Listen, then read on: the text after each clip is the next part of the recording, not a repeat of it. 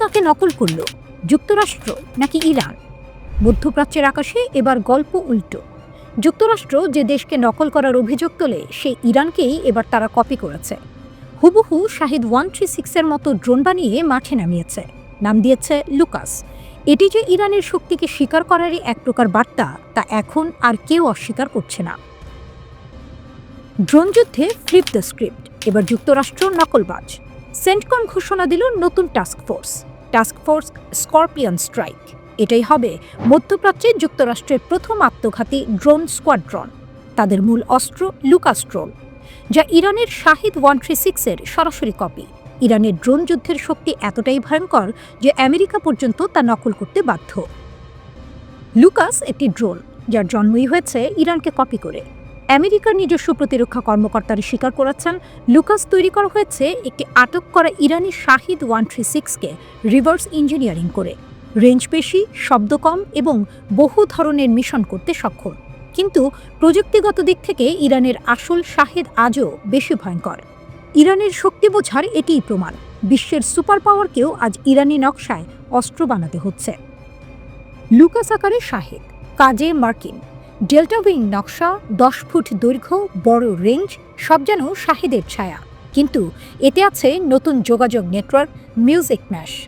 একসঙ্গে দলে উড়ে আক্রমণ করতে পারে। রেকি মিশনেও ব্যবহার করা যায়। মূল্য মাত্র $35,000। তবে সস্তা হলেও শাহিদের ভয়ঙ্কর বিস্ফোরণ ক্ষমতার কাছে লুকাস এখনও নবাগত। আফগানিস্তান থেকে ইউক্রেন শাহিদের ভয়ে কাঁপছে দুনিয়া। রাশিয়ার জিরান 2 ড্রোন শাহিদ 136-এর কপি ইউক্রেনের ট্রাশ তৈরি করেছে। যুক্তরাষ্ট্র পর্যন্ত বলছে শাহিদ নিচু হয়ে উড়ে, কার্বন ফাইবার বডি, রাডারে ধরা পড়ে না, থামানো কঠিন, ধ্বংস ক্ষমতা ভয়াবহ। মধ্যপ্রাচ্যে ইরান ও তার মিত্রদের হাতে থাকা এই ড্রোন যুক্তরাষ্ট্রের সেনা ঘাঁটিতে তাণ্ডব চালিয়েছে বহুবার। ইসরায়েলও বারবার এর আঘাতে কেঁপে উঠেছে। কেন যুক্তরাষ্ট্র ইরানকে নকল করল? উত্তরের নাম ইসরায়েল। ইসরায়েলের বিরুদ্ধে ইরানের শাহিদ ধরনের ড্রোন বারবার সফল আঘাত করেছে। ইসরায়েলের আকাশরক্ষা ব্যবস্থা বহুবার ভেঙেছে। এখন যুক্তরাষ্ট্র বুঝেছে ইরানের ড্রোন প্রযুক্তি এই অঞ্চলের সবচেয়ে বড় গেম চেঞ্জার। তাই এবার তারা নকল করল। মধ্যপ্রাচ্যে ড্রোন যুদ্ধের ভারসাম্য পাল্টানোর চেষ্টা। কিন্তু প্রশ্ন থেকে যায়, কপি কি কখনো আসলের সামনে টিকে থাকতে পারে? ইরানের প্রতিক্রিয়া, তোমরা যত নকল করবে আমরা তত এগোবো। ইরান ইতিমধ্যে শাহিদের উন্নত সংস্করণ কামিয়ান, শাহিদ 238, শাহিদ 236 তৈরি করছে। ড্রোনে ইরান এখন বিশ্বের শীর্ষ 3 দেশের একটি। তেহরানের বার্তা স্পষ্ট, যুদ্ধ লাগলে ইসরায়েলের আকাশ আবার অন্ধকার হবে। যুক্তরাষ্ট্র চাইলেও থামাতে পারবে না। এক পাশে ইরানের আসল শাহিদ, অন্য পাশে যুক্তরাষ্ট্রের নকল লুকাস। ইসরায়েল দাঁড়িয়ে মাঝখানে, আতঙ্কে কাঁপছে। যে যুদ্ধ আসছে তা শুধু ড্রোনের যুদ্ধ নয়, তা প্রযুক্তির যুদ্ধ, অস্তিত্বের যুদ্ধ, ক্ষমতার যুদ্ধ। আর এই যুদ্ধে ইরানই এখন সবচেয়ে প্রস্তুত, সবচেয়ে শক্তিশালী। মধ্যপ্রাচ্যের বাতাসে নতুন সংঘাতের গন্ধ। একজন জ্যেষ্ঠ ইউরোপীয় কূটনীতিক সতর্ক করেছেন, আগামী 12 মাসের মধ্যে ইসরায়েল ইরানে বড় ধরনের হামলা চালাতে পারে। 6 মাস আগে অপারেশন রাইজিং লায়ন এই ইরানকে লক্ষ্য করে যে হামলা হয়েছিল তার রেশ এখনও কাটেনি। পরিস্থিতি আরও উত্তপ্ত হচ্ছে, কারণ ইরান তার শক্তি আরও জোরালোভাবে প্রকাশ করছে, আর ইসরায়েল সেই শক্তিকে থামাতে চাইছে যে কোনোভাবে। কিন্তু কূটনীতিক বলেছেন, ওয়াশিংটন এখনই ইসরায়েলকে সবুজ সংকেত দেবে না, কারণ আমেরিকা চায় প্রথমে গাজা পুনর্গঠন এগিয়ে যাক। বড় হামলা হলে সব প্রচেষ্টা ভেস্তে যেতে পারে। তাই আগামী কয়েক সপ্তাহে কিছু ঘটার সম্ভাবনা নেই। তবু ভবিষ্যৎ ভয়ঙ্কর। কূটনীতিক নিজেই বললেন, আমি বিশ্বাস করি আগামী 1 বছরের মধ্যেই ইসরায়েল ইরানে সামরিক অভিযান চালাবে। কারণ তাদের মতে ইরানের নেতৃত্ব, বিশেষ করে সর্বোচ্চ নেতা আয়াতুল্লাহ খামেনি আগের যুদ্ধে সঠিক বার্তা নেননি, বরং ইরান আরও দৃঢ়, আরও শক্তিশালী হয়েছে, নিজেদের সামরিক প্রস্তুতি দ্বিগুণ করেছে। ইরানের সামরিক সক্ষমতা এখন পুরো অঞ্চলে আলোচনার কেন্দ্র। রকেট, ড্রোন, ক্ষেপণাস্ত্র সব ক্ষেত্রেই তারা এখন বড় শক্তি। এটাই ইসরায়েল ও পশ্চিমাদের উদ্বেগ বাড়াচ্ছে। তেহরানের সংকট নাকি শক্তির বিস্ফোরণ? কূটনীতিক বলেছেন, ইরান বড় অভ্যন্তরীণ সমস্যার মুখে। জলসংকট, অর্থনৈতিক চাপ সব মিলিয়ে পরিস্থিতি নাজুক। তবুও ইরান পিছিয়ে নেই, বরং হুমকি আরও জোরে দিচ্ছে। আইআরজিসির মুখপাত্র আলী মোহাম্মদ নাইনি সতর্ক করে বললেন, আমাদের ওপর নতুন হামলা হলে জবাব হবে আরও কঠোর। ইরান এখন সর্বোচ্চ সামরিক প্রস্তুতিতে। তিনি দাবি করলেন, সাম্প্রতিক যুদ্ধে শত্রুর দুর্বলতাই প্রকাশ পেয়েছে। লেবানন সীমান্তে আগুন জ্বলছে। হিজবুল্লাহ চিফ অব স্টাফ নিহত হওয়ায় উত্তেজনা তীব্র হয়েছে। কূটনীতিক বললেন, কেউ নতুন যুদ্ধ চায় না, কিন্তু হিজবুল্লাহ যদি দক্ষিণ লেবাননে অবস্থান শক্ত করে, ইসরায়েল নিশ্চুপ থাকবে না। তবুও তিনি ইসরায়েলকে কূটনৈতিক পথও খুলে রাখতে বললেন। লেবাননকে কিছু আশ্বাস দিতে হবে, কারণ একতরফা সামরিক পদক্ষেপ পরিস্থিতি আরও জটিল করবে। পশ্চিম তীরেও আগুন। পশ্চিম তীরে বাড়ছে সহিংসতা। ইসরায়েল নতুন বসতি নির্মাণ বাড়াচ্ছে। ইউরোপ বলছে এটি আনুষ্ঠানিক না হয়েও বাস্তবিক দখল। ফিলিস্তিন কর্তৃপক্ষের ওপর আর্থিক চাপ বাড়ছে। ব্যাংক লেনদেনেও বাধা দেওয়া হচ্ছে। কূটনীতিক সতর্ক করলেন, ফিলিস্তিন কর্তৃপক্ষ ভেঙে পড়লে পুরো অঞ্চল অস্থিতিশীল হবে। ইসরায়েলের নিরাপত্তাও ঝুঁকিতে পড়বে। সামনে যে সময় আসছে তা অন্ধকার। মধ্যপ্রাচ্য যেন বিস্ফোরণের আগে গভীর নীরবতা। একদিকে ইসরায়েলের পরিকল্পনা, অন্যদিকে ইরানের শক্তি, প্রস্তুতি ও আত্মবিশ্বাস। তার মাঝখানে লেবানন, গাজা ও পশ্চিম তীরের আগুন। বিশ্ব এখন তাকিয়ে, এই আগুন কি থামবে, নাকি আগামী 12 মাসেই শুরু হবে এক ভয়ঙ্কর অধ্যায়?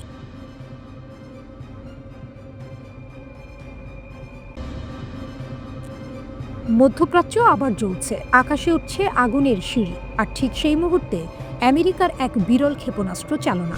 নতুন যুদ্ধের অশনি সংকেত। হুথিদের সঙ্গে সিরিয়ার যুদ্ধ কি মিলছে এক সুতায়? মার্কিন সামরিক বাহিনী এমন এক ক্ষেপণাস্ত্র মোতায়েন করেছে যা সাধারণত দেখা যায় না। প্রশ্ন উঠছে, এ কি হুথিদের বিরুদ্ধে নতুন যুদ্ধ, নাকি সিরিয়া ও লেবাননে ইসরায়েলের হামলা পরিস্থিতিকে আরও ভয়ঙ্কর করে তুলছে? ইসরায়েল সিরিয়া লেবাননে হামলা বাড়ালেই মার্কিন যুক্তরাষ্ট্র বাড়াচ্ছে অস্ত্র মোতায়েন। ইসরায়েল সাম্প্রতিক সপ্তাহগুলিতে সিরিয়া ও লেবাননে একের পর এক আঘাত হেনেছে। এরই মধ্যে যুক্তরাষ্ট্র নতুন ড্রোন ফোর্স মোতায়েনের ঘোষণা দিয়েছে। একটি নতুন অস্থিরতার সূচনা, এটাই বিশ্লেষকদের সতর্কবার্তা। ড্রোন ফোর্সের পর এবার বিরল ক্ষেপণাস্ত্র মার্কিন যুদ্ধবিমান সুপার হর্নেট দেখা গেছে ক্ষেপণাস্ত্র নিয়ে। এটা খুবই বিরল দৃশ্য, বিশেষ করে ইয়েমেনের আকাশে। একে অনেকে বলছে রাউন্ড 1 হেরে গিয়ে মার্কিন বাহিনীর রাউন্ড 2 প্রস্তুতি। মার্কিন যুদ্ধ দফতর প্রকাশ করল নতুন ছবি। ছবিগুলো এপ্রিল মাসে তোলা হয়েছিল, সম্প্রতি প্রকাশিত হয়েছে।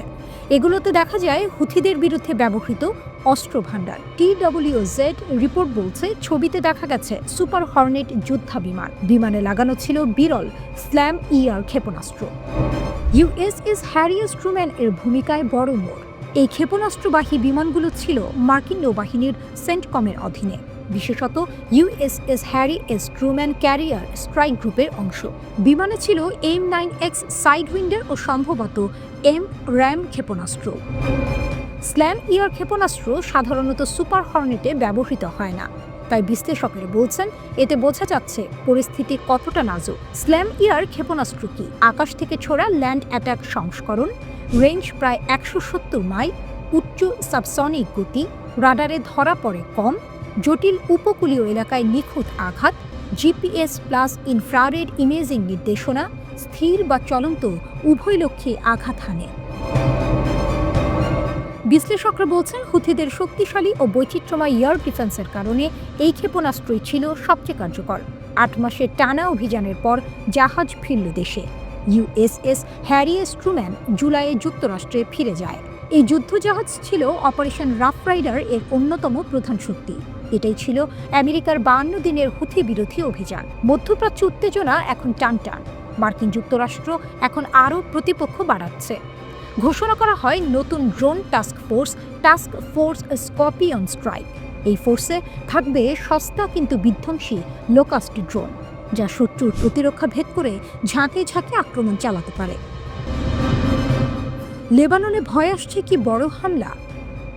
ইসরায়েল লেবানন ও সিরিয়ায় হামলা জোরদার করেছে। লেবাননের কর্মকর্তারা আশঙ্কা করছেন আগামী কিছুদিন বা সপ্তাহে বড় এক হামলা আসতে পারে। হিজবুল্লাহ প্রস্তুত। বিদ্যুৎ গতির ক্ষেপণাস্ত্র, সুসংগঠিত গেরিলা ইউনিট আর তাদের পাহাড়ি প্রতিরক্ষা ইসরায়েলের জন্য ভয়ঙ্কর চ্যালেঞ্জ। সিরিয়া সীমান্তেও তাদের শক্তিশালী উপস্থিতি ইসরায়েলকে বাধ্য করছে আরও আক্রমণাত্মক হতে। ট্রাম্পও সতর্ক করলেন ইসরায়েলকে। ডোনাল্ড ট্রাম্প ইসরায়েলের এই ধারাবাহিক হামলায় ক্ষুব্ধ। তিনি বলেছেন, এভাবে সিরিয়া অস্থিতিশীল করলে পুরো অঞ্চল জ্বলে উঠবে।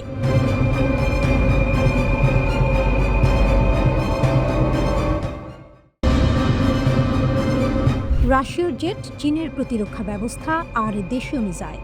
ইরান প্রস্তুত পরবর্তী সংঘর্ষের জন্য। ইতিহাসে প্রথমবার জুন মাসে ইসরায়েল ও যুক্তরাষ্ট্র সরাসরি হামলা চালায় ইরানের ভেতরে। 1979 সালের বিপ্লবের পর এমন দৃশ্য কেউ ভাবেনি। এখন নিষেধের দেয়াল ভেঙে গেছে। 2300 কিলোমিটার দূরে ইরান ইসরায়েল দুই দেশই যেন নতুন যুদ্ধের জন্য নিঃশ্বাস ধরে আছে। সময় ফুরিয়ে আসছে, আগুন জ্বলছে ছায়ের নিচে। নিউ ইয়র্ক টাইমস জানিয়েছে, ইরানের সমৃদ্ধ ইউরেনিয়ামের বড় অংশ এখনও অক্ষত। পরমাণু আলোচনাও থমকে গেছে। আঞ্চলিক কর্মকর্তারা বলছেন, ইসরায়েল ইরান যুদ্ধ এখন সময়ের অপেক্ষা মাত্র। ইসরায়েল মনে করে ইরানের পরমাণু কর্মসূচি তাদের অস্তিত্বের হুমকি, তাই নতুন আঘাত প্রায় নিশ্চিত। কিন্তু এবার আগুনে জবাব দেবে আগুন। বিশেষজ্ঞ আলী ওয়ায়েজ বলছেন, জুনের মতো নিয়ন্ত্রিত থাকবে না ইরান। আগের চেয়ে শক্তভাবে পাল্টে আঘাত আসবে। ইরান ইতোমধ্যে প্রস্তুতি নিচ্ছে পরের রাউন্ডের জন্য। দিনরাত চলছে ইরানের মিসাইল কারখানা। ইরানের কারখানাগুলো 24 ঘন্টা চলছে। তাদের পরিকল্পনা, একসাথে 2000 মিসাইল। জুনের যুদ্ধে তারা নিক্ষেপ করেছিল 500-র মতো। ইসরায়েলি যুক্তরাষ্ট্র 85 থেকে 90% আটকাতে পেরেছিল, কিন্তু প্রায় 48টি মিসাইল ভেদ করে ঢুকে যায় ইসরায়েলের ভেতরে। রিফাইনারি, হাসপাতাল, গবেষণা কেন্দ্র, কোনো কিছুই নিরাপদ ছিল না। ইরান বলছে, আকাশ ছিল আমাদের দখলে। পররাষ্ট্রমন্ত্রী আরাকচি বললেন, জুনের যুদ্ধের চেয়েও আজ আমাদের মিসাইল শক্তি বেশি। তাদের দাবি, ইসরায়েলের প্রতিরক্ষা স্তরগুলো ভেদ করে তারা বারবার আঘাত হেনেছে। প্রতিরক্ষামন্ত্রী নাসির জাদে বলেন, পরিমাণে ও গুণে ইরানের সামরিক উৎপাদন এখন নতুন উচ্চতায়। ইরানকে শক্ত করছে দুই দৈত্য চীন ও রাশিয়া। ইউরোপীয় গোয়েন্দারা জানায়, চীন থেকে কঠিন জ্বালানি তৈরির রাসায়নিক আসছে ইরানে। চীনের HQ-9 এয়ার ডিফেন্সও যাচ্ছে তেহরানে। রাশিয়া দিচ্ছে MiG-29। আর আলোচনায় আছে, মস্কো ইরানকে 48টি Su-35 জেট দিতে পারে। অন্যদিকে ইসরায়েল মহাচাপে। জুনের যুদ্ধে তারা দিনে ইরানের 100 মিসাইলের ঢেউ দেখেছে। এক সপ্তাহের মাথায় ইসরায়েলের ডিফেন্স মিসাইল মজুদ প্রায় শেষ হয়ে আসে। মার্কিন থার্ড সিস্টেম একাই 150টি ক্ষেপণাস্ত্র নিক্ষেপ করেছে। এটি ছিল যুক্তরাষ্ট্রের মোট স্টকের 1/4। এ কারণেই 12 দিনের মাথায় ইসরায়েল যুদ্ধবিরতিতে রাজি হয়। তাই ইসরায়েলও দৌড়াচ্ছে অস্ত্র বাড়াতে। মার্কিন যুক্তরাষ্ট্র গঠন করেছে মিউনিশনস এক্লেশন কাউন্সিল। ইসরায়েল বাড়াচ্ছে অ্যারো-এর দ্রুত উৎপাদন। নতুন সিস্টেম অ্যারো 4 ও স্কাইসনিক তাড়াহুড়ো করে আনা হচ্ছে। এগুলো হাইপারসনিক মিসাইল আটকানোর জন্য। তাই ইরানও দৌড়াচ্ছে অস্ত্র বাড়াতে। মার্কিন যুক্তরাষ্ট্র গঠন করেছে মিউনিশনস এক্সিলারেশন কাউন্সিল। ইসরায়েল বাড়াচ্ছে অ্যারো-এর দ্রুত উৎপাদন। নতুন সিস্টেম অ্যারো 4 ও স্কাইসনিক তাড়াহুড়ো করে আনা হচ্ছে। এগুলো হাইপারসনিক মিসাইল আটকানোর জন্য। কিন্তু ইরানও দাবি করে, তাদের ফাতা 1 ও ফাতা 2 হাইপারসনিক। দুই দেশই আগুনে আগুন দিচ্ছে। দুই দেশই যুদ্ধের অঙ্ক কষছে। আকাশ, সমুদ্র, পরমাণু, সব জায়গায় উত্তেজনা। শেষ কথাটি সবচেয়ে ভয়ানক। সময় যুদ্ধকে ঠেলে দিচ্ছে সামনে। ইরান বলছে, তাদের পরমাণু কর্মসূচি এগোচ্ছে। ইসরায়েল বলছে, আর অপেক্ষা নয়। রাশিয়ার জেট, চীনের প্রতিরক্ষা আর ইরানের নিজস্ব মিসাইল সবই দাঁড়িয়ে আছে নতুন সংঘর্ষের দোরগোড়ায়। যুদ্ধ আসছে, কবে তা বলবে ইরানের পরমাণু ঘড়ি।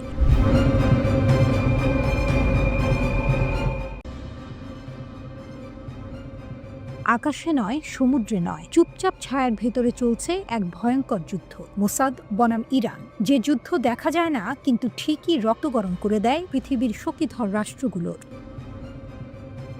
গোয়েন্দা দুনিয়ায় শত্রু সবসময় সন্দেহের সঙ্গে আসে। কোনো কিছুই পরিষ্কার নয়, কোনো কিছুই শেষ নয়। গল্পগুলো ভেসে ওঠে অর্ধেক সত্য, অর্ধেক রহস্য হয়ে। কখনো বীরত্বে সাজানো, কখনো প্রোপাগান্ডার সেলাইয়ে বোনা। ইসরায়েল ও ইরানের ছায়াযুদ্ধ এমনই। সম্প্রতি তেহরান দাবি করেছে, তারা বহুদিনের প্রতীক্ষিত পাল্টা আঘাত হেনেছে। তারা নাকি ইসরায়েলের সবচেয়ে সংবেদনশীল পরমাণু চক্রে অনুপ্রবেশ করেছে। গোপন নথির বিশাল ভাণ্ডার তুলে এনেছে, যেখানে রয়েছে বিজ্ঞানীদের তালিকা, স্থাপনার মানচিত্র, অভ্যন্তরীণ নথিও আছে। ইরানি টেলিভিশন এই গল্পকে প্রায় কিংবদন্তিতে পরিণত করেছে।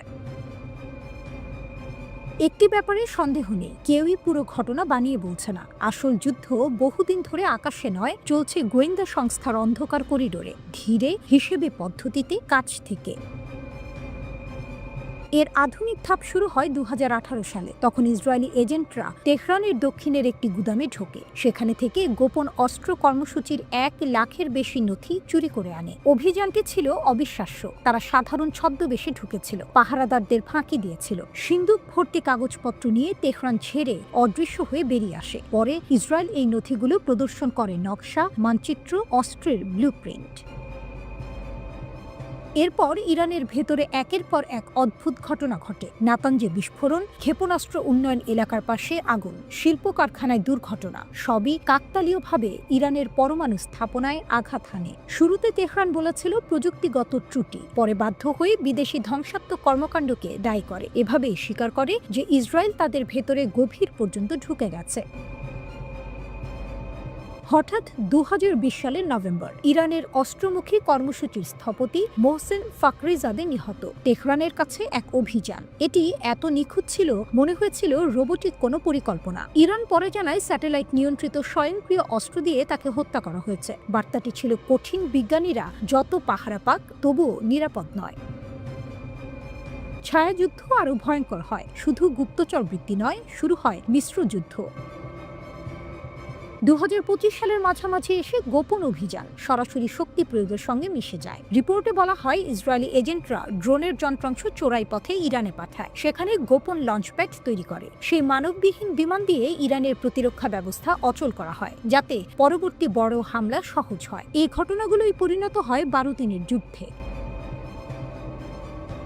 ইরানের প্রতিক্রিয়া ছিল কঠোর। দেশে শুরু করে গোয়েন্দা দমন অভিযান, বাইরে শুরু করে প্রচার যুদ্ধ। তেহরান দাবি করে মোসাদের সঙ্গে যুক্ত বহু অপারেটিভকে আটক করেছে, কয়েকজনকে মৃত্যুদণ্ড দেওয়া হয়েছে। এসব বিবৃতি কঠোর নিয়ন্ত্রণে প্রচারিত হলেও একটাই বার্তা দেয়, ইরান বুঝে গেছে তাদের ভেতরে ফাঁক রয়েছে আর তারা সেটি বন্ধ করতে মরিয়া।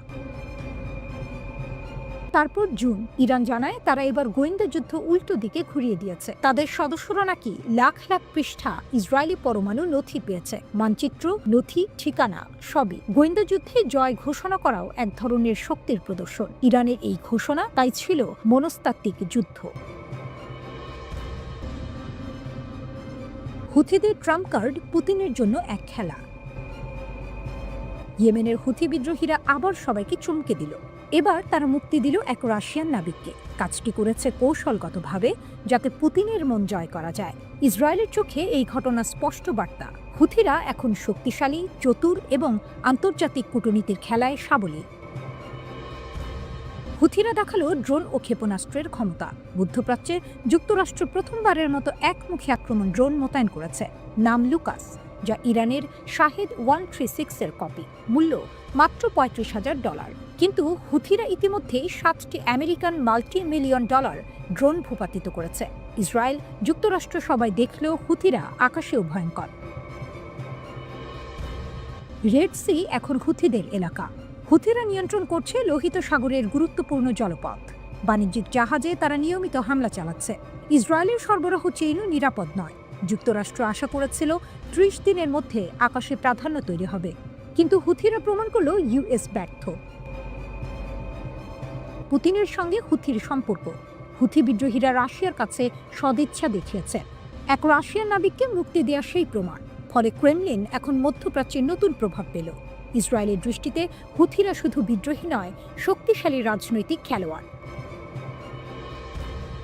হুথি, ইরান, রাশিয়া ত্রয়ী। হুথিরা শুধু ইরান থেকে সমর্থন পায় না, রাশিয়াও তাদের সহযোগিতা করছে। 2024 সালে হুথিদের লক্ষ্যবস্তুতে তথ্য দিয়ে সাহায্য করেছে। ইসরায়েল বুঝেছে হুথি শক্তি এখন আন্তর্জাতিক কৌশলেও বড় ভূমিকা রাখে। হুথিরা গাজার পাশে। গাজা যুদ্ধেও হুথিরা সমর্থন দেখিয়েছে। লোহিত সাগরে তারা হাইপার অ্যাক্টিভ। যুক্তরাষ্ট্রের সীমাবদ্ধতা। যুক্তরাষ্ট্রের কোনো পদাতিক বাহিনী নেই ইয়েমেনে। MQ-9S নজরদারি করতে পারে, কিন্তু হাতে নেই সরাসরি নিয়ন্ত্রণ। ড্রোন ও স্যাটেলাইট পর্যবেক্ষণ যথেষ্ট নয়। হুথিরা বারবার দেখিয়েছে যুক্তরাষ্ট্রের আঞ্চলিক নিয়ন্ত্রণ ফাঁক ফোকর যুক্ত। হুথিরা শুধু প্রতিরক্ষা নয়, আক্রমণাত্মক। ইরান, রাশিয়ার সাহায্যে তারা নিরাপদ পথও তৈরি করেছে। ইসরায়েলের কাছে স্পষ্ট, হুথিরা এখন আঞ্চলিক ও আন্তর্জাতিক শক্তিশালী খেলোয়াড়। মধ্যপ্রাচ্য যেন হুথিদের খেলার মাঠ। ড্রোন, ক্ষেপণাস্ত্র, কৌশল সবই তাদের হাতে।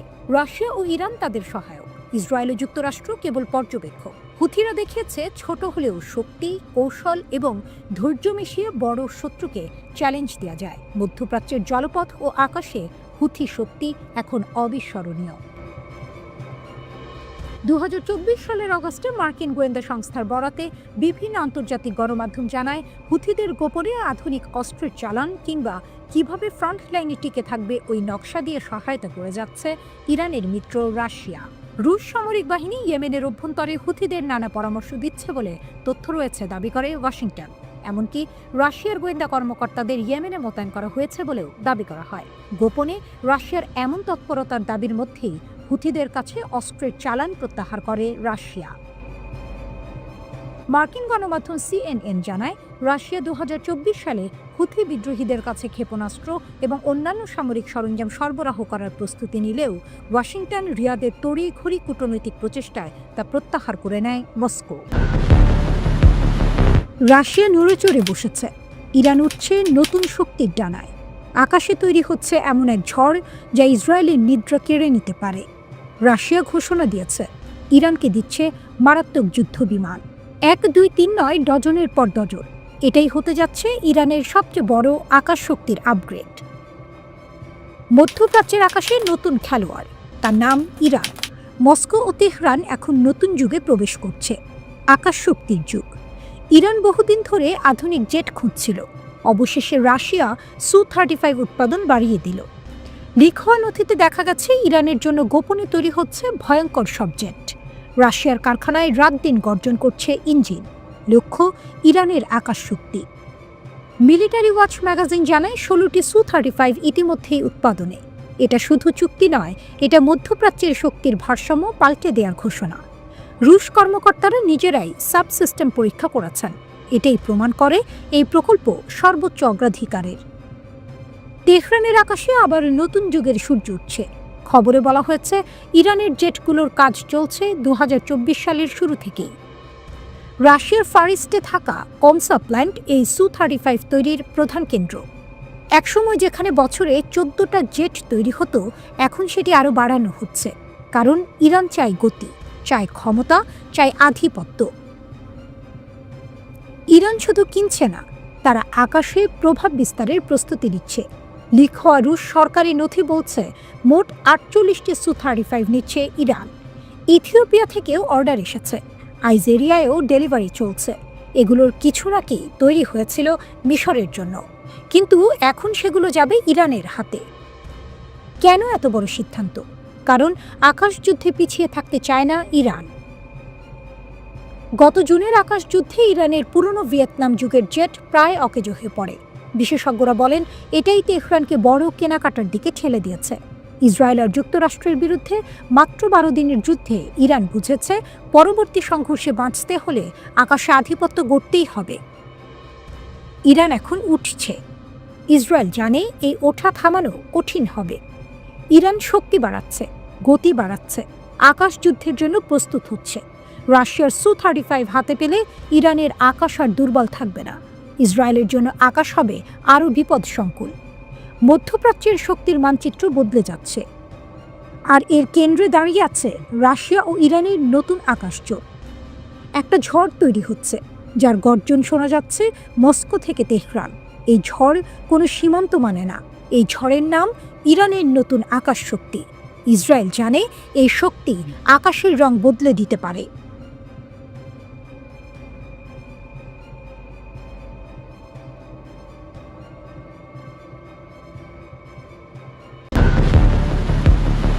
বৈরুত থেকে সানা, মধ্যপ্রাচ্য যেন এক বিশাল দাবার বোর্ড। এখানে ইসরায়েল আর ইরান মুখোমুখি। এখানে প্রতিটি চালই যুদ্ধের গন্ধ ছড়ায়। ইসরায়েলের সরকারি সম্প্রচার মাধ্যম বলছে, ইরান দ্রুত অস্ত্র বাড়াচ্ছে, কারণ ইসরায়েল সরাসরি ইরানের ভেতরে হামলার পরিকল্পনা করছে। তেহরান সেই হামলার আগেই প্রস্তুতি নিচ্ছে। ইরান আবার শক্তি ফিরে পেতে চায়। ইসরায়েলের সাথে যুদ্ধে ক্ষতিগ্রস্ত প্রভাব ঘুরে দাঁড়াচ্ছে। ছোট ছোট অস্ত্র নয়, বড় সরবরাহ যাচ্ছে ইয়েমেনের হুথিদের কাছে। নতুন প্রযুক্তি যাচ্ছে হিজবুল্লাহ আর সিরিয়ার দলগুলোর হাতে। ইরান দেখাচ্ছে তারা দুর্বল হয়নি, বরং আরও দৃঢ় হয়েছে। এক সুতোয় বাঁধা ফ্রন্টগুলো, ভয়ঙ্কর বাস্তবতা। ইসরায়েলের দুশ্চিন্তা বাড়ছে। হিজবুল্লাহ ও হুথিদের মধ্যে অপারেশনাল যোগাযোগ বাড়ছে। ইসরায়েলের জন্য এক নতুন যুদ্ধজাল। ইসরায়েল হিজবুল্লাহর যে কমান্ডারদের হত্যা করেছে তারা নাকি হুথিদের সামরিক শক্তি গড়ে তুলেছিল। ইয়েমেনের এক সাইট প্রকাশ করেছে ছবি। সেখানে দেখা গেছে হুথি সেনাপ্রধান মোহাম্মদ আব্দুল কারিম আল ঘামারি। তিনি অগাস্ট 2025-এ ইসরায়েলি হামলায় নিহত হন। গোপন ভিডিও থেকে এসব ছবি ফাঁস হয়েছে বলে দাবি। ভিডিওতে তিনি হিজবুল্লাহ কমান্ডারদের প্রশংসা করেছেন। স্পষ্ট ইরানের আঞ্চলিক নেটওয়ার্ক গভীর, আর ইরানের শক্তি এখানে এক ফ্রন্ট পড়ে গেল আরেক ফ্রন্ট দাঁড়িয়ে গেল, আর ইরানের শক্তি এখানে এক ফ্রন্ট পড়ে গেলে আরেক ফ্রন্ট দাঁড়িয়ে যায়। হিজবুল্লাহর ছায়া ইয়েমেনের পাহাড়ে, ইসরায়েলের দুঃস্বপ্ন। ভিডিওতে আরও দেখা গেছে হিজবুল্লাহর রাদওয়ান ফোর্সের গুরুত্বপূর্ণ কমান্ডার হাজ আবু সালে। তিনি ইয়েমেনে ট্রেনিং দিচ্ছিলেন। এই কমান্ডারকেও ইসরায়েল হত্যা করেছে, কিন্তু তার ছায়া থেকে গেছে। তিনি ছিলেন হুথিদের ক্ষেপণাস্ত্র উন্নয়নের স্থপতি। তারপরেই দেখা যায় আবু মাহদি, আরেক হিজবুল্লাহ কর্মকর্তা, তাকেও হত্যা করে ইসরায়েল। সবচেয়ে বড় আঘাত আসে বৈরুতের দক্ষিণে। ইসরায়েল হত্যা করে হিজবুল্লাহর শীর্ষ কমান্ডার হাইসম আলী তাবতাবাইকে। এটি ছিল অত্যন্ত জটিল অপারেশন। 1 ঘন্টার ভেতর সিদ্ধান্ত আর হামলা, ইসরায়েলের দাবি। তাবতাবাই ছিলেন ইরানের আঞ্চলিক নেটওয়ার্কের অন্যতম স্তম্ভ। তিনি রাদওয়ান ফোর্সের প্রধান ছিলেন, আর সবচেয়ে গুরুত্বপূর্ণ, তিনি 9 বছর ইয়েমেনে হুথিদের শক্তি তৈরি করেছেন। ড্রোন, ক্ষেপণাস্ত্র, পাহাড়ি যুদ্ধ সবই তার হাত ধরে। এখানেই প্রমাণ ইরান শুধু কথায় নয়, মাঠেও ভয়ঙ্কর শক্তিশালী। ইসরায়েল যেসব কমান্ডারকে হত্যা করেছে, সুরুর, আসমার, আকিল, জাওয়াদ, শুকর, তারা সবাই রাদওয়ান ফোর্সের অংশ। এই ফোর্স এখন সীমান্তহীন। একই ফোর্স ইয়েমেনে পরামর্শ দেয়, সিরিয়ায় লড়াই করে, লেবাননে মোতায়েন থাকে। ছবি প্রকাশিত হয়েছে যেখানে হুথিদের ইসরায়েলের নেগেভ মরুভূমিতে ঘাঁটি ভেদ করার মহড়া দেখা যায়।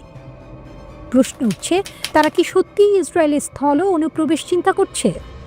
ইসরায়েলের মোসাদ বলছে ইরান ইউরোপ, আফ্রিকায় গোপন হামলার পরিকল্পনা করছিল। সারদার আমর নামে ইরানের এক কর্মকর্তা নাকি এই নেটওয়ার্কের প্রধান, কিন্তু ইরান সব অভিযোগ নাকচ করে দিয়েছে। তেহরান বলছে এগুলো নির্বোধ অভিযোগ। ইরান বলছে সবই গাজা থেকে দৃষ্টি সরানোর চেষ্টা। ইরান পিছিয়ে নেই। খামেনির দ্যাম তার নেটওয়ার্ক আরও শক্ত করছে। হিজবুল্লাহ, হুথি, সিরিয়ার মিলিশিয়া সবাই এক বিশাল জোটের অংশ। ব্যর্থতার ছাই থেকে উঠে দাঁড়াচ্ছে এক পরাশক্তি, কিন্তু এবার সে চোখ রেখে শিখছে প্রতিপক্ষের কৌশল। হুথিদের কাছে ভেঙে পড়া মার্কিন অস্ত্রের পাহাড় যেন নতুন এক সত্যি তুলে ধরল। মধ্যপ্রাচ্যের আকাশে আজ ইরানের পথই সবার পথ নির্দেশক। হুথিদের বিরুদ্ধে ব্যর্থ হওয়ার পর মার্কিন সামরিক বাহিনীকে কপি করছে ইরানের কৌশল। হাজার হাজার কোটি ডলারের অস্ত্র থামাতে পারেনি হুথিদের, তাই যুক্তরাষ্ট্র উন্মোচন করেছে নতুন বাহিনী। মধ্যপ্রাচ্যে চালু হয়েছে নতুন মার্কিন ওয়ান ওয়ে আক্রমণাত্মক ড্রোন ফোর্স। ড্রোন যুদ্ধ যত দ্রুত বাড়ছে, ততই স্পষ্ট হচ্ছে ইরান ও তার আঞ্চলিক মিত্রদের গতিকে ধরতে এখন ছুটছে আমেরিকা। 3 ডিসেম্বর মার্কিন সামরিক বাহিনী এক নতুন টাস্ক ফোর্স উন্মোচন করেছে। কাজ একটাই, মধ্যপ্রাচ্যে ওয়ান ওয়ে আক্রমণ, ড্রোন পরিচালনা। এই উদ্যোগ দেখাচ্ছে বাড়তে থাকা ড্রোন হুমকির মধ্যে যুক্তরাষ্ট্র চায় নিজেদের অবস্থান আধুনিক করতে। এই বাহিনীর নাম task force scorpion strike, TFSS। হেক্সেথের কম খরচে ড্রোন ব্যবহারের তাগিদের পর এটি তৈরি করা হয়েছে। মধ্যপ্রাচ্যে নিজেদের সস্তা ড্রোন বাহিনী গড়ে তুলছে আমেরিকা। তাদের ভাষায় এই টাস্ক ফোর্স উদ্ভাবনকে প্রতিরোধ শক্তিতে পরিণত করবে। দ্রুত নতুন ড্রোন দিয়ে সৈনিকদের ক্ষমতা বাড়ানো যুক্তরাষ্ট্রের শক্তি ও উদ্ভাবন তুলে ধরে। এতে খারাপ শক্তিগুলো ভয় পায়। স্করপিয়ন স্ট্রাইক হল আমেরিকার নতুন ওয়ানওয়ে আক্রমণ ড্রোন বাহিনীর কাঠামো। লক্ষ্য দ্রুত, নির্ভুল, কম খরচে হামলার ক্ষমতা। এই ধারণার কেন্দ্রে রয়েছে লুকাস ড্রোন। ড্রোনগুলো এত সস্তা ও এক্সপেন্ডেবল যে শত্রুর প্রতিরক্ষা ভেদ করা সহজ। TFSS ইতোমধ্যেই মোতায়েন করেছে একটি লুকাস স্কোয়াড্রন। লুকাস মানে low cost uncrewed combat attack system. ধারণা খুব সহজ, ব্যয়বহুল অস্ত্র নয়, সস্তা ড্রোনের ঝড়ই ভবিষ্যৎ যুদ্ধের চাবিকাঠি। এই ড্রোনগুলো অনেক দূর পর্যন্ত যেতে পারে, স্বয়ংক্রিয়ভাবে লক্ষ্য খুঁজে আঘাত করতে পারে, অল্প সময়ে বহু মিশন চালানো যায়। এগুলো ক্যাটাপাল্ট বা রকেট সহায়তায় ছোড়া যায়, মানে অত্যন্ত নমনীয়ভাবে ব্যবহার করা যায়। এই বাহিনী গড়ে তোলায় নেতৃত্ব দিচ্ছে স্পেশাল অপারেশনস কমান্ড সেন্ট্রাল। তারা দেখেছে ইরান, হুথি, হিজবুল্লাহ বা অন্যান্য গোষ্ঠী সবাই এখন কামিকাজে ড্রোনের যুগে। তাই যুক্তরাষ্ট্র মনে করছে শত্রুর সস্তা কৌশল মোকাবিলায় নিজেদেরও সস্তা কিন্তু কার্যকর বাহিনী দরকার। প্রোগ্রামটি একই সাথে এক নতুন যুদ্ধ পদ্ধতির পরীক্ষাগার। হুথিদের কাছ থেকে শিক্ষা। 2025 সালের মে মাসে যুক্তরাষ্ট্র হুথিদের সঙ্গে যুদ্ধবিরতি ঘোষণা করে। মাসের পর মাস আকাশ থেকে বোমা বর্ষণ করেও ফল আসেনি। লোহিত সাগর এলাকায় কার্গো জাহাজের ওপর হামলা ঠেকানোর জন্য শুরু হওয়া অভিযান একসময় থেমে যায়। চুক্তিতে অদ্ভুত একটি বিষয় ছিল, হুথিদের ইসরায়েল লক্ষ্য করে হামলা বন্ধ করতে বলা হয়নি। চুক্তির পর হুথিরা মার্কিন যুদ্ধজাহাজে হামলা বন্ধ করে, কিন্তু কার্গো জাহাজ আর ইসরায়েলের দিকে তাদের ড্রোন ও মিসাইল যাওয়া বন্ধ হয়নি। এখানেই দৃশ্যপট বদলায়। ইরান বহু বছর আগে বুঝেছিল ভবিষ্যৎ যুদ্ধ সস্তা ড্রোনের। আজ সেই বাস্তবতা বাধ্য করছে যুক্তরাষ্ট্রকে ইরানের পথ অনুসরণ করতে। মধ্যপ্রাচ্যের আকাশে এখন দুই শক্তির আগুন। একদিকে ইরানের পরীক্ষিত ড্রোন সাম্রাজ্য, অন্যদিকে আমেরিকার নতুন সিঁচতে থাকা বাহিনী। কে জয়ী হবে তা সময় বলবে, কিন্তু সত্য একটাই, এই যুদ্ধে পথ দেখাচ্ছে ইরান।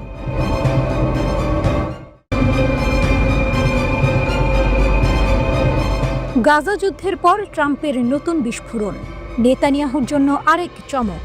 কেন ইসরায়েল আতঙ্কে? যুক্তরাষ্ট্র সৌদি F-35 যুদ্ধবিমান চুক্তি কি নতুন সংকট? ফাঁস হলো IDF এর গোপন সতর্কতা। সৌদির জন্য মার্কিন স্টেলথ জেট নিয়ে গভীর উদ্বেগ। MBSকে F-35 দেওয়ার প্রতিশ্রুতি। ইসরায়েলের নিরাপত্তা কাঠামো কেঁপে উঠল। ইসরায়েলের ভয়, সৌদি আরব শক্তিশালী হলে মধ্যপ্রাচ্যে তারা তাদের সামরিক আধিপত্য হারাতে পারে। এই চুক্তিকে বাধ্য করবে সৌদি ইসরায়েল স্বাভাবিক সম্পর্ক প্রতিষ্ঠায়। ট্রাম্প যখন সৌদি আরবকে F-35 দিচ্ছেন, ইসরায়েল তখন সর্বোচ্চ চেষ্টা করছে এই বিক্রি বন্ধ করতে। IDF যুক্তরাষ্ট্রের সৌদির কাছে F-35 বিক্রির পরিকল্পনার বিরোধিতা করে একটি আনুষ্ঠানিক নথি রাজনৈতিক নেতৃত্বের কাছে জমা দিয়েছে। ইসরায়েলি বিমান বাহিনী সতর্ক করেছে, এই বিক্রি মধ্যপ্রাচ্যে ইসরায়েলের আকাশ শক্তির আধিপত্য দুর্বল করে দিতে পারে। বর্তমানে পুরো মধ্যপ্রাচ্যে একমাত্র ইসরায়েলি F-35 ব্যবহার করছে। তাদের বহরে আছে 45টি F-35 এবং আরও 30টি অর্ডার করা হয়েছে।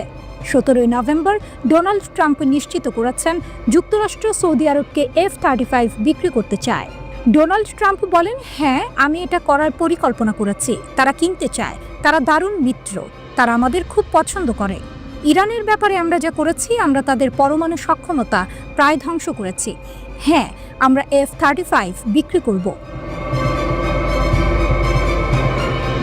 F-35 এর শক্তি, এটি বিশ্বের সবচেয়ে উন্নত যুদ্ধবিমানগুলোর একটি। সর্বোচ্চ গতি ম্যাক 1.6, প্রায় 1200 মাইল প্রতি ঘন্টা।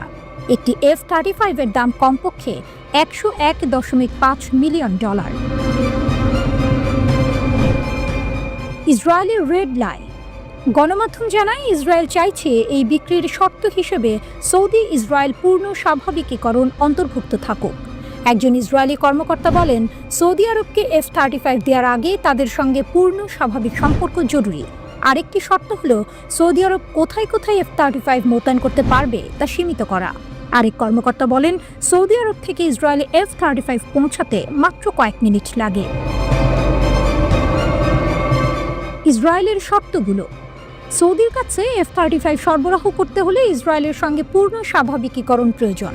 তুরস্ককে F-35 দেওয়ার বিষয়ে আমরা সম্পূর্ণ বিরোধিতা করেছি, তবে সৌদি আরব ভিন্ন পরিস্থিতি। এটি আঞ্চলিক নিরাপত্তা সহযোগিতার অংশ হলে, যেমন সংযুক্ত আরব আমিরাতের ক্ষেত্রে হয়েছে, তাহলে উদ্বেগ কম। ইসরায়েলের নিরাপত্তা নীতি, ইসরায়েলের নিরাপত্তা নীতি নির্ভর করে QME কোয়ালিটেটিভ মিলিটারি এজ এর ওপর, যা যুক্তরাষ্ট্র নিশ্চিত করে থাকে। ইসরায়েলের চাপে যুক্তরাষ্ট্র অতীতে তুরস্ক এবং আমিরাতকে F-35 দিতে রাজি হয়নি। ইসরায়েলের আশঙ্কা, যদি অঞ্চলে আরও দেশ স্টেলথ জেট পায়, তবে ইসরায়েলের প্রতিরোধ ক্ষমতা আর আগের মতো কার্যকর থাকবে না। যদি চুক্তি অনুমোদিত হয়, তবে সৌদি আরব প্রথম F-35 হাতে পাবে 7 বছর পর। মধ্যপ্রাচ্যে শক্তির নতুন পালাবদল। সৌদি আরব F-35 পেলে প্রথমবারের মতো তাদের আকাশ শক্তি ইসরায়েলের সমান হতে পারে। এটি মধ্যপ্রাচ্যের নিরাপত্তা সমীকরণ বদলে দিতে পারে এবং ইরান চীনকে ঠেকাতে যুক্তরাষ্ট্রের অবস্থান আরও শক্ত করবে। ইসরায়েল ভয় পাচ্ছে এই পরিবর্তন তাদের ইরান বিরোধী অপারেশন কম স্বাধীন করে দিতে পারে, কিন্তু যুক্তরাষ্ট্র মনে করছে এই চুক্তি সৌদি আরবকে আরও ঘনিষ্ঠভাবে ওয়াশিংটনের সঙ্গে বেঁধে ফেলতে পারে এবং পুরো অঞ্চল বদলে দিতে পারে।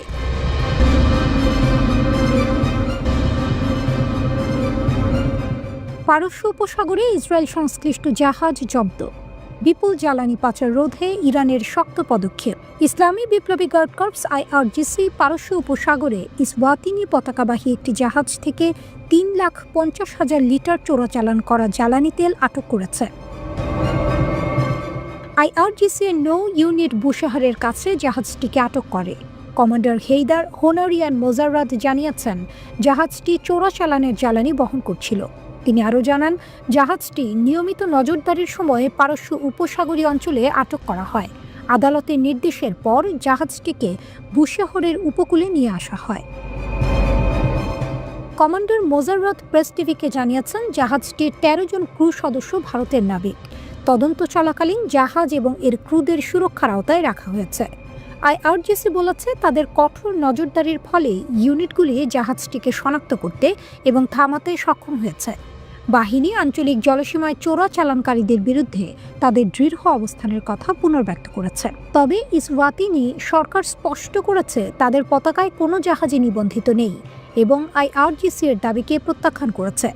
IRGC এই জাহাজটিকে সক্রিয় জাহাজ নয়, পতাকার ব্যবহার ছিল প্রতারণামূলক বলে মন্তব্য করেছে। অন্যদিকে নভেম্বরের মাঝামাঝি সময়ে IRGC সিস্তান ও বালুচিস্তানের কাছে মার্শাল দ্বীপপুঞ্জের পতাকাবাহী তালারা নামের একটি ট্যাঙ্কার জব্দ করে। এই ট্যাঙ্কারটি ইরানের পেট্রোকেমিক্যাল পণ্য দিয়ে সিঙ্গাপুরের দিকে যাচ্ছিল। ট্যাঙ্কার পরিচালনাকারী সংস্থা পরে নিশ্চিত করেছে যে এটি 21 জন ক্রু সদস্য সহ মুক্তি পেয়েছে। জ্বালানি চোরাচালান ও হরমুজ প্রণালীতে ইরানের কঠোরতা। কম ভর্তুকিযুক্ত দামের কারণে ইরান এখনও ব্যাপক জ্বালানি চোরাচালানের সম্মুখীন হচ্ছে। হরমুজ প্রণালীতে ইরানের এই কঠোর ব্যবস্থা যুক্তরাষ্ট্রকে বিস্মিত করেছে এবং ওয়াশিংটনে উদ্বেগের ঘণ্টা বাজিয়েছে। ইরানের তেল ট্যাঙ্কার জব্দ করার ঘটনা বিশ্বের বাজারে আলোড়ন সৃষ্টি করেছে। ইরান হরমুজ প্রণালীতে মার্শাল দ্বীপপুঞ্জের পতাকাবাহী একটি তেল ট্যাঙ্কার জব্দ করেছে। একজন মার্কিন কর্মকর্তা বলেছেন, জাহাজটিকে ইরানের আঞ্চলিক জলসীমায় ঢুকতে বাধ্য করা হয়েছিল। কৌশলগত এই জলপথে কয়েক মাসের মধ্যে এটি এই ধরনের প্রথম হস্তক্ষেপ। যদিও তেহরান এখনও প্রকাশ্যে বা আনুষ্ঠানিকভাবে এই আটকের কথা স্বীকার করেনি। বিভিন্ন রিপোর্ট অনুযায়ী একটি মার্কিন নৌবাহিনীর MQ-4C ড্রোন এলাকায় চক্কর দিচ্ছিল এবং আটকের ঘটনাটি পর্যবেক্ষণ করেছে। অ্যাসোসিয়েটেড প্রেস দ্বারা বিশ্লেষণ করা ফ্লাইট ট্র্যাকিং ডেটা কয়েক ঘন্টা ধরে আকাশপথে নজরদারির বিষয়টি নিশ্চিত করেছে। নিরাপত্তা সংস্থা এমব্রে জানিয়েছে, 3টি ছোট নৌকা জাহাজটি আটকের অভিযান চালায়। ইরানের এই অভিযানের ধরন একটি পরিকল্পিত এবং ইচ্ছাকৃত হস্তক্ষেপের ইঙ্গিত দেয়। UK maritime trade operations centre UKMTO এই ঘটনাটিকে সম্ভাব্য রাষ্ট্রীয় কার্যকলাপ হিসেবে নিশ্চিত করেছে। UKMTO রিপোর্ট করেছে, তালারা ট্রানজিটের সময় ইরানের আঞ্চলিক জলসীমায় প্রবেশ করতে বাধ্য হয়। এই ঘটনাগুলো ঘটল মার্কিন প্রেসিডেন্ট ডোনাল্ড ট্রাম্পের 2015 সালের ইরান পরমাণু চুক্তি থেকে প্রত্যাহারের পরে। এর আগে 2019 সালে মার্কিন নৌবাহিনী ইরানকে একাধিক লিম্পেট মাইন হামলার জন্য অভিযুক্ত করেছিল। তারা 2019 সালে ইসরায়েল সংশ্লিষ্ট একটি ট্যাঙ্কারে মারাত্মক ড্রোন হামলার জন্যও ইরানকে দায়ী করেছিল। ইরান সর্বশেষ 2022 সালে 2টি গ্রিক জাহাজ আটক করে কয়েক মাস ধরে নিজেদের হেফাজতে রেখেছিল।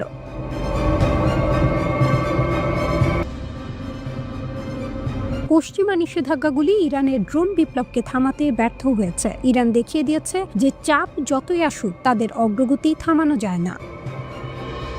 তেহরান যুদ্ধকালীন ড্রোনগুলিকে কৌশলগত শক্তির বড় সম্পদে রূপান্তরিত করেছে। ক্র্যাপ থেকে কৌশলে এগিয়ে যাওয়া মোহাজের ড্রোন এখন ইরানের UAV শক্তি বৃদ্ধির প্রধান চালিকা শক্তি হিসেবে দাঁড়িয়েছে।